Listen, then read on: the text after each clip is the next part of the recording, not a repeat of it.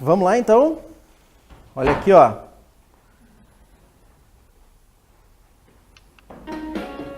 Ó. Vamos começar agora a segunda parte da aula com o tom romântico, então. Contrato da paixão, pessoal. Olha aqui, ó.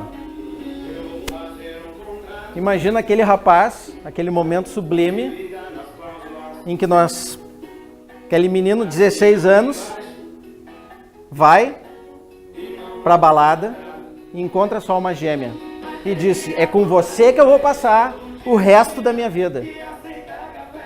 E diz: é com você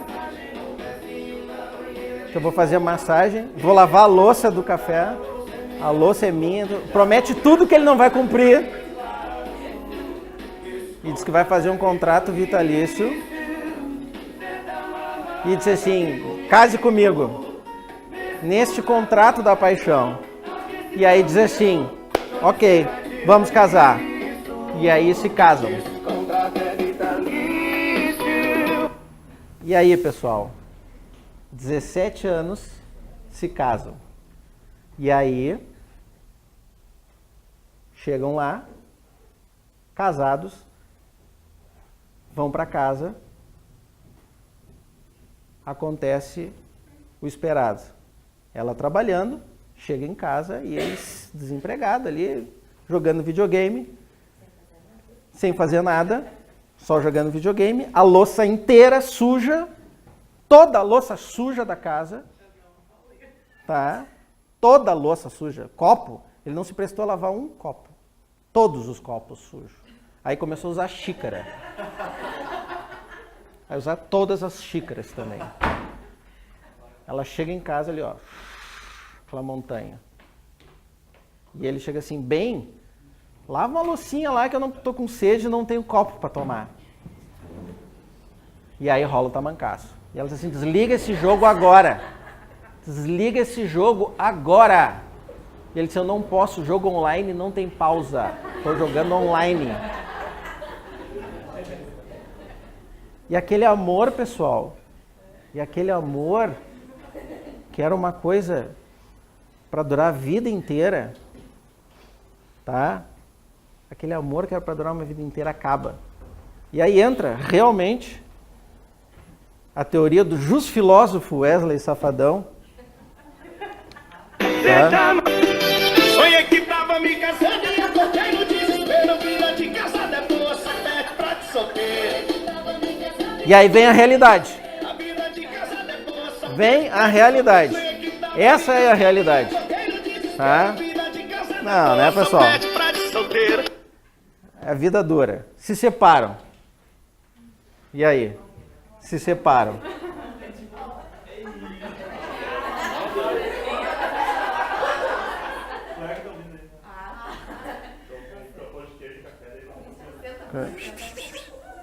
Se separam.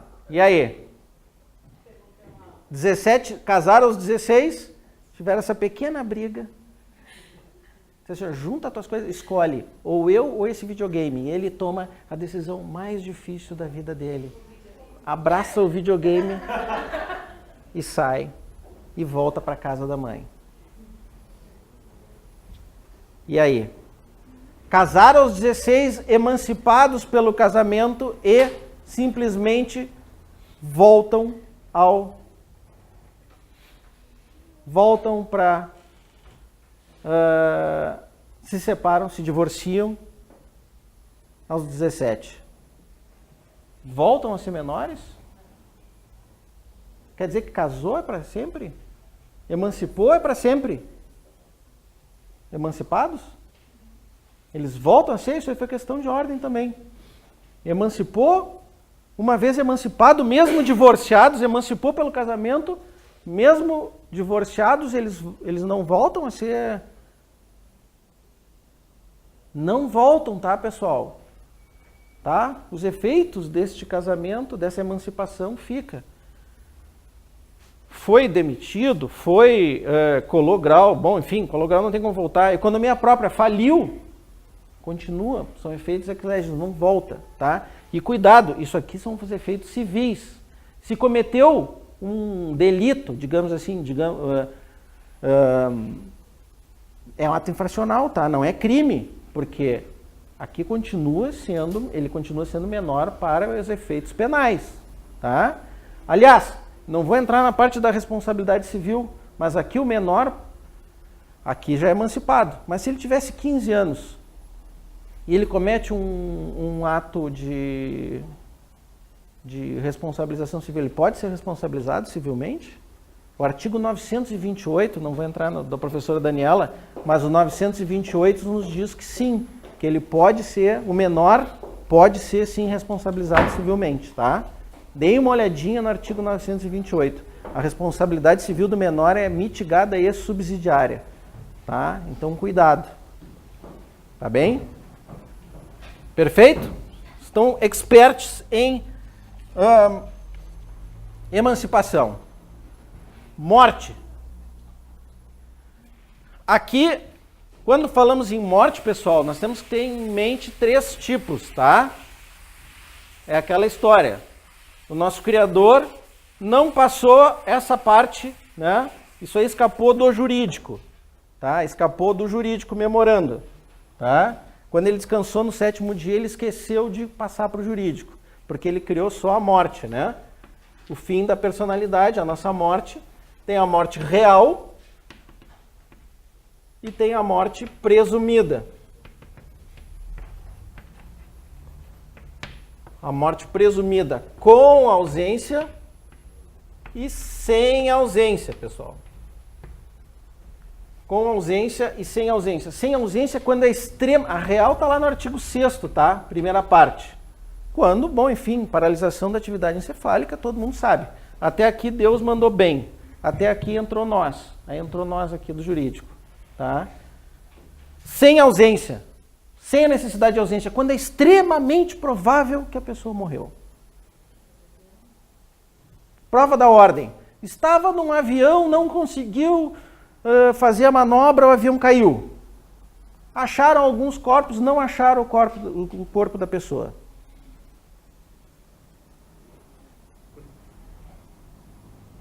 Ah, estava no helicóptero, não sei o que, o helicóptero, prova de ordem. Estava no helicóptero, ou seja, numa situação que é extrema, ele estava no risco de vida. É extremamente provável que ele morreu. Bom, pessoal, não há necessidade, está lá no artigo 7º, não há necessidade de percorrer todo o procedimento de ausência, que é um procedimento longo e complicado. Tá? Não há essa necessidade. Nós simplesmente vamos lá e diz assim, olha, a gente pede para o juiz decretar a ausência. Tá? Porque é extremamente cessadas as buscas, a gente pede para o juiz decretar a ausência. Mas tem que vir, a própria prova vai dar a dica para vocês. Estava numa situação de extremo risco de vida. Muitas vezes a prova diz assim, não há possibilidade de ter morte presumida sem a decretação de ausência. Sim, há, porque o próprio artigo 7º diz, deem uma olhadinha, saibam disso. Saibam disso. Tá? Outras vezes, a prova vem e diz assim, ó, com ausência. Já caiu, fulaninho estava em casa e um belo dia resolveu sair, não sei o que, não deixou o procurador. Bom, pessoal, aí é com ausência. Aí tu tem que inaugurar todo o procedimento de ausência do artigo 22. Né? Se a gente fizer uma linha do tempo ali, o cara desaparece. Aí nomeia um curador para ele. Aí depois a gente abre a sucessão provisória. Aí depois a gente abre a sucessão definitiva. Aí depois da sucessão definitiva aqui, só aqui, ó, se vocês derem uma olhadinha no artigo 6º, tá? Segunda parte do Código Civil, vocês vão ver que a pessoa só é considerada morta no momento em que a lei autoriza a abertura da sucessão definitiva e não a abertura da sucessão provisória. Muitas vezes a prova traz a pessoa é considerada morta no momento em que autoriza a abertura da sucessão provisória. Não, não, tá? É só no momento em que autoriza a abertura da sucessão definitiva. E quando é que a gente autoriza a abertura da sucessão definitiva? 10 anos do trânsito julgado da sucessão provisória. Se ele tinha mais de 80 anos e há 5 não se tem notícias, ou então quando tu realmente acha, se a pessoa realmente morreu.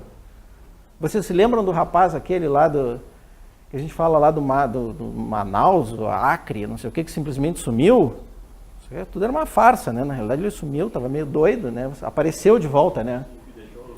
Tinha que fazer uma reforma legislativa para inventar surra judicial, para dar uma surra naquele guri. Deixou o Brasil inteiro preocupado, saiu no Fantástico e tal. Mensagens para decifrar e tudo mais. Aí passou o efeito da bebedeira e ele voltou. Tá? Mas ele era seria um caso de ausência, aquele caso, porque sumiu e ninguém sabia, né, o que tinha acontecido.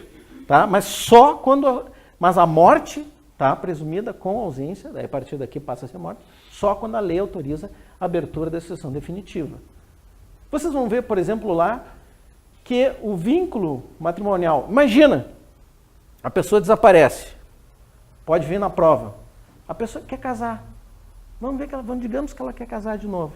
Dona Maria, tem o rapaz lá, seu jardineiro fiel, aquele cara malhado, abdômen trincado, tudo bonitinho, ajeitadinho assim, né, trabalhando todo dia lá, né, passa um óleo ainda para trabalhar, sem camisa, assim, um macacão, assim. E o seu Zé, que é o seu marido, barrigudinho, sumiu, é um ausente.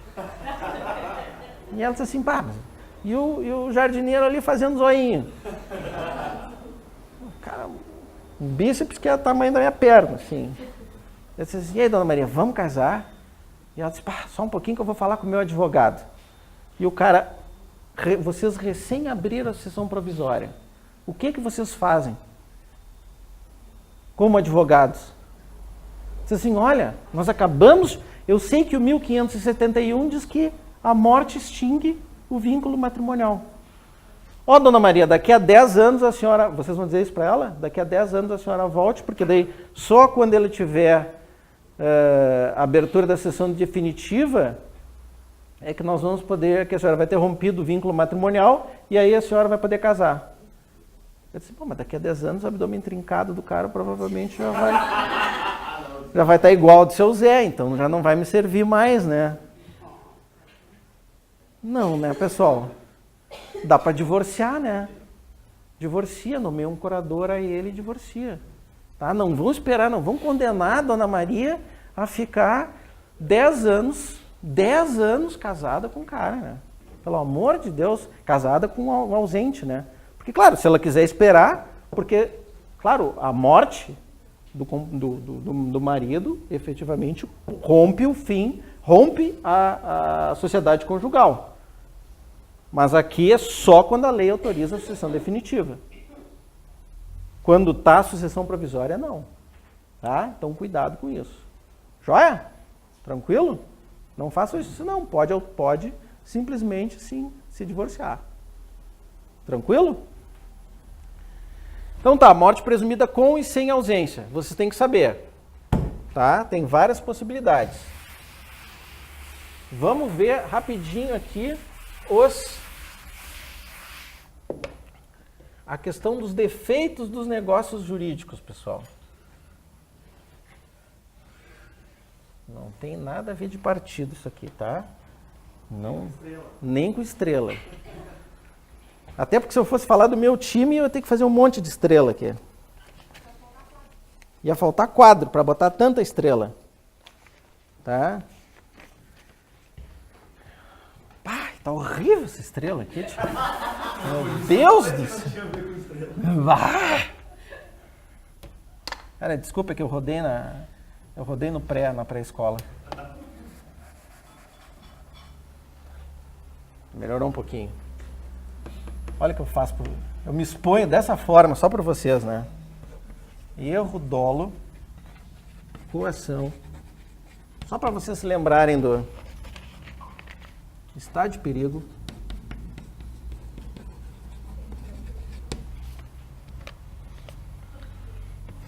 Lesão. Tá? Esses aqui, ó.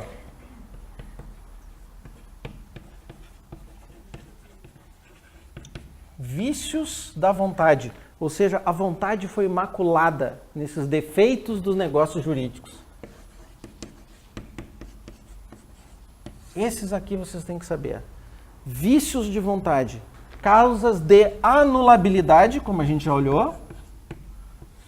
prazo decadencial de 4 anos. Tá?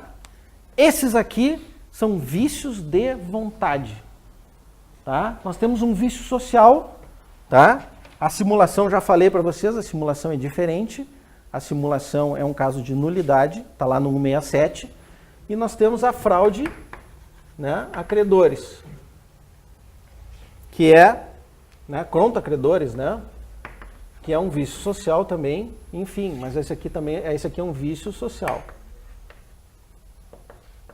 Tá? Esse aqui é um vício social, que nós temos que entrar com a ação pauliana, nós temos que ver o... Tá? Também é um dos defeitos do negócio jurídico, mas nós temos que anular o negócio jurídico quando a pessoa simplesmente procura lesar, né, a outra parte, doando, é diferente, né, da fraude de execução, que é um incidente processual. Tá?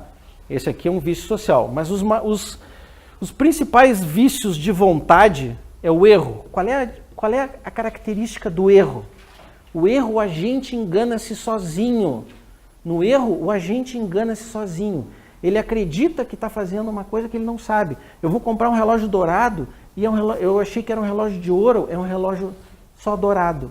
Então, o sentimento é subjetivo.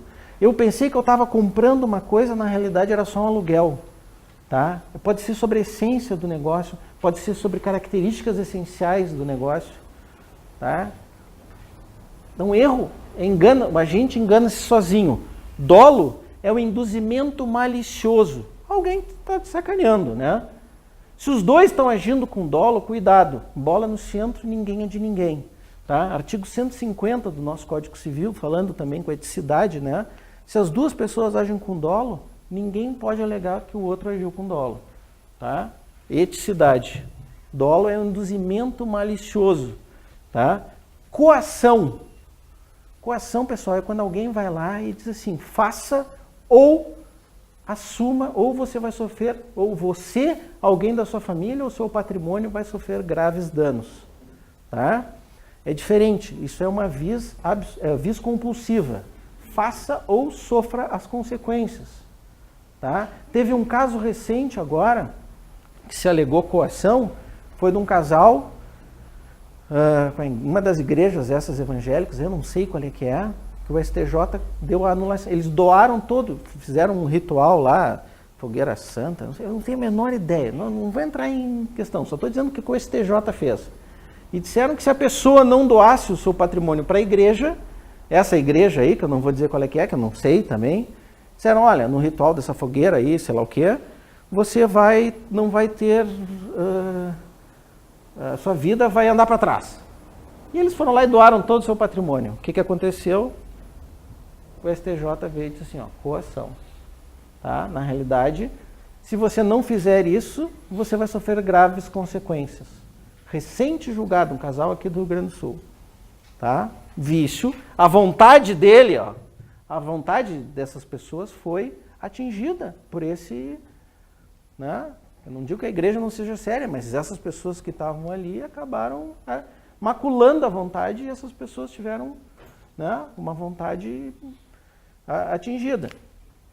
Coação, né, não é diferente da vis absoluta, que quando, por exemplo, a pessoa vai lá e alguém segura a tua mão e aperta lá para fazer a coisa do celular, né? Uma aluna minha disse uma vez assim, professor, tem que tomar cuidado com o celular, com esse celular de dedo. Porque uma vez uma amiga minha, eu estava dormindo, pegou e o cara achou que estava esperto e pegou o celular e botou, a mulher pegou o celular, o cara botou o dedão lá, coisa, e aí abriu, e aí já viu como é que era. Deu encrenca. Então, professor, senha no celular numérica, porque quando o senhor estiver dormindo, não vai... Eu disse, mas que absurdo, sigilo do telefone não existe mais. Eu disse, bom, isso aí sim, é uma brincadeira, mas é um tipo de vis absoluta. Tu acha que o cara, por algum momento, nem sob tortura mais cruel, tu abre o celular na frente da tua namorada. Né? Só por vis absoluta, só por ela realmente pegando a tua mão e botando ali na coisa. Jamais faria isso. Mesmo que tu não tenha... A gente nunca tem nada para esconder. Nunca tem. É só para manter aquele espírito de dúvida. Tá? Para dar aquela pimenta no relacionamento. Só isso. Só para isso. Só para isso. Tá? Então, essa é a questão do viso absoluta. Mas o que cai bastante, pessoal, são esses dois aqui, ó. Lesão e estado de perigo. O estado de perigo é quando é uma prestação exorbitante e dano conhecido da outra parte. Cai na prova da ordem. Sofreu um acidente, o cara estava no avião, sofreu um ataque cardíaco, precisou de auxílio do médico. O médico disse assim, olha, eu estou de férias, eu vou cobrar, caiu na prova da ordem, eu vou cobrar muito mais. O cara disse, eu aceito. Tá morrendo ali, né? O avião não tinha como pousar. Aceita. Tá? E aí depois pede, por vício de vontade, a anulabilidade do negócio jurídico. Outro caso que caiu na ordem. A mãe recebe uma ligação, teu filho estava numa cidade do interior do não sei o quê, sofreu um acidente de carro e só tem um médico traumatologista, teu filho vai ter que, eu vou cobrar tanto para consertar o pé do teu filho que sofreu um acidente de carro. A pessoa diz, faz agora. Depois pede. Esse caso também caiu na ordem, pessoal. Estado de perigo. Tá? Então, é um dano conhecido da outra parte, tu pede uma prestação exagerada. Lesão, geralmente está vinculada à inexperiência. Tá? Uma prestação. Caiu na ordem. Uma pessoa compra um carro, uma menina, recém tirou a carteira, vai lá e compra um carro usado acima da tabela da FIP, porque o cara disse que tinha feito todas as revisões. Pediram ou a anulação, ou aqui nós temos o 157, parágrafo 2º, a redução do proveito. Pode simplesmente reduzir o valor para entrar no valor, porque aqui a gente pode, pelo interesse das partes, simplesmente adequar ao valor, o valor correto do negócio. Então, diz, não, o carro usado vale tanto. Outra que caiu na ordem, vinculada à lesão e inexperiência. O cara veio do interior da Bahia, resolveu alugar um apartamento. O cara vai lá e tocou lá R$1.000. Depois ele descobriu que todo mundo naquele prédio alugava por 500. Bom, ótimo. Aí o cara vai dizer assim, tu tá me sacaneando. Mas eu aceito então reduzir para 500. Inexperiência do cara. Vamos para a lesão, vamos reduzir. Esses dois aqui são os mais cobrados, porque eles não existiam no Código de 16 e agora eles estão no Código de 2002. Então, se forem cair, acredito que eles devam exigir um desses aqui. A única vez que a prova da ordem fez uma questão muito sacana, né, que ela estava com sangue nos olhos e coração peludo, tá, foi uma vez de erro, que não era erro, tá? Que foi quando a pessoa foi para um jantar beneficente, para uma questão beneficente, e aí a pessoa comprou um jogo de talheres, um troço beneficente, achando que era de prata e não era de prata. Então olha assim, isso aí é erro, porque ela se enganou sozinha. Só que, pessoal, num troço beneficente, tu tem que entender que tu vai pagar mais porque é beneficente, tu entendeu? Isso é sangue nos olhos e coração peludíssimo. O coração Tony Ramos, saindo, tá? Saindo da banca. Porque, na realidade, a pessoa se enganou sozinha mesmo. Mas ela tinha que entender que naquele contexto ali, ela estava num troço beneficente. Tu tinha que saber. A outra pessoa não tinha que imaginar que tu não está lá para fazer negócio num jantar beneficente, tu vai pagar muito a mais justamente porque tu está lá para ajudar as pessoas. Né? Agora, se fosse numa loja, tu vai comprar um de prata, tu não vai estar lá, tinha que estar anunciado prata e tu, sabe? Tu não pode imaginar que tu está querendo comprar um de prata. Mas num beneficente, tu tem que imaginar que tu está pagando a mais. Esse tipo de questão é uma sacanagem do inferno. Tá? Tudo leva a crer que é uma situação de erro, mas o contexto dizia que era erro.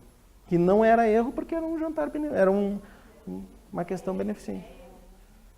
Não é, porque a situação do beneficente, tu pode pagar mais porque é beneficente. Tá? Entendeu? Se não fosse num lugar beneficente, tu poderia alegar erro. Tá?